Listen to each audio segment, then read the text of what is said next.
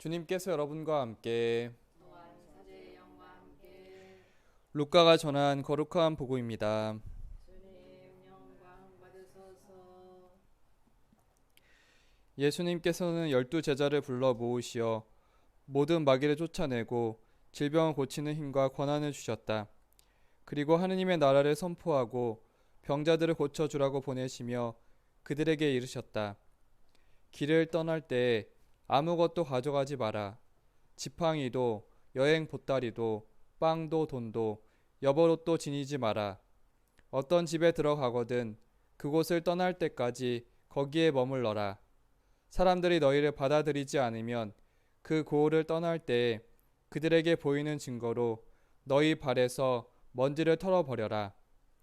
제자들은 떠나가서 이 마을 저 마을 돌아다니며 어디에서나 복음을 전하고 병을 고쳐 주었다. 주님의 말씀입니다. 그리스도님 참여합니다. 참 예수님, 아멘. 오늘 복음은 12제자를 파견하시는 장면입니다.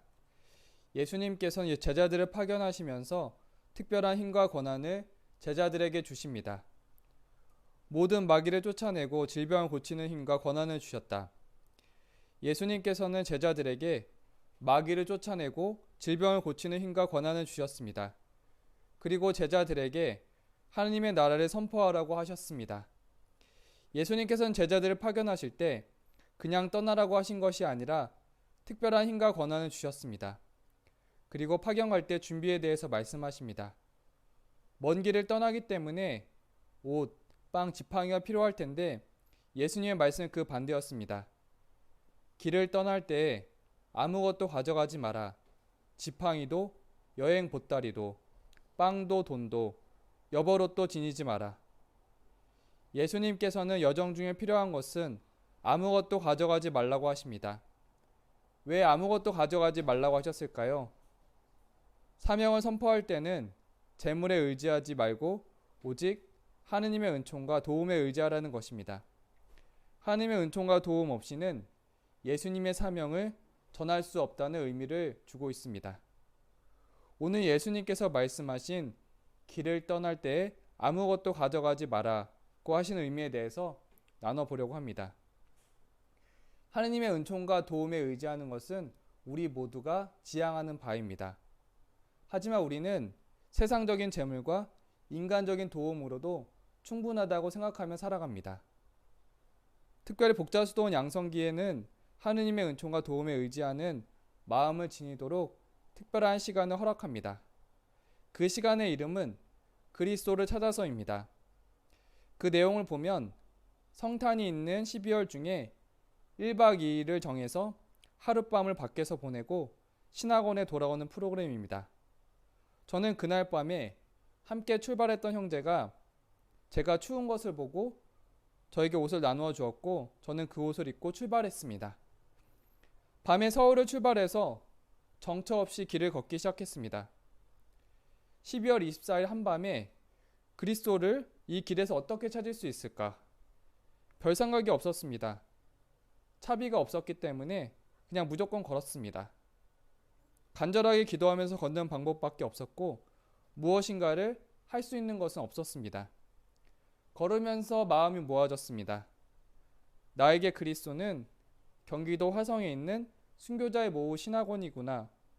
신학원에서 공부하면서 알게 되는 그리스도, 형제들과 함께 살면서 만나는 그리스도, 경당에서 만나는 그리스도를 만날 수 있는 곳은 신학원이었구나. 사실 신학원에 살면서 머리로 공부하고 형제들과 지내면서 그리스도를 만날 수 있다는 것은 알고 있었습니다. 하지만 마음으로 깨달은 것은 아무것도 없을 때 그리스도를 찾아서 나설 때 그때서야 그리스도를 찾게 되었습니다. 그리스도는 그렇게 아무것도 없으면서 그리스도를 찾을 때 깨달을 수 있다는 것을 알게 되었습니다. 한 가지 이야기를 더 드립니다. 1827년 교황청에서는 조선에서 선교사를 보내달라는 편지를 받습니다. 교황청에서는 파리 외방 정교회에 선교사 요청을 했지만 파리 외방 정교회에서는 현실적인 여건으로 거절합니다. 이에 대해서 태국에 있던 브리기리에르 신부가 파리 외방 전교회에 편지를 보냅니다. 그 내용을 봅니다. 우리는 기금이 없다. 이게 무슨 말입니까? 내일 닥칠 일을 너무 걱정하여 섭리를 모욕하지 말라고 제자들에게 말씀하신 주님께서 새로운 재원을 마련해 주실 것입니다. 항상 하느님께서 도와주려고 기적을 베푸셨습니다. 그런데 지금에 와서 우리 하느님의 힘이 약해지셨다는 말입니까? 아니면 우리의 신앙과 확인이 줄어들었다는 말입니까?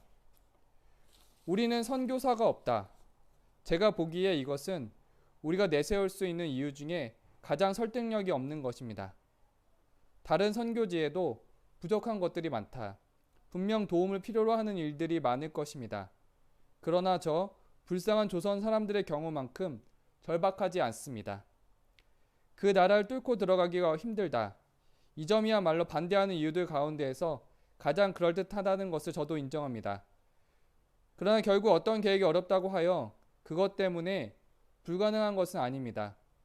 북경의 주문모 신부는 조선에 들어가 박해가 극심했음에도 불구하고 그곳에서 여러 해 동안 성직을 수행하다가 순교로 그 거합을 완수하였는데 유럽인 신부는 그렇게 할 수 없다는 말입니까? 마지막 이유가 남았습니다. 그러니까 너무 많은 것을 움켜쥐려고 하면 제대로 잡지 못한다는 것이지요. 그래서 제가 가겠습니다. 브리기리에르 신부님은 선교지에 대한 어려움을 토로하는 파리 외방 전교회에 반박하는 편지를 보내며 자신이 직접 조선에 선교를 가겠다고 지원하십니다. 브리기리에르 신부님은 하느님의 힘을 믿으셨기에 기꺼이 가시겠다고 하셨습니다.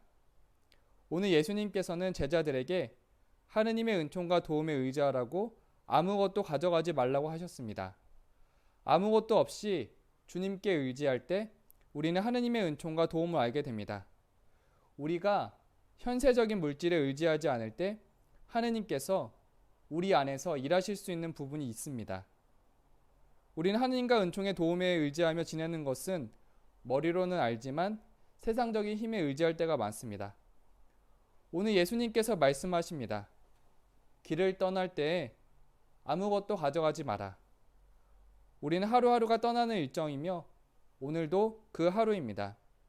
오늘 하루 하느님의 은총과 도움에 간절히 의지하는 그 하루가 되었으면 합니다.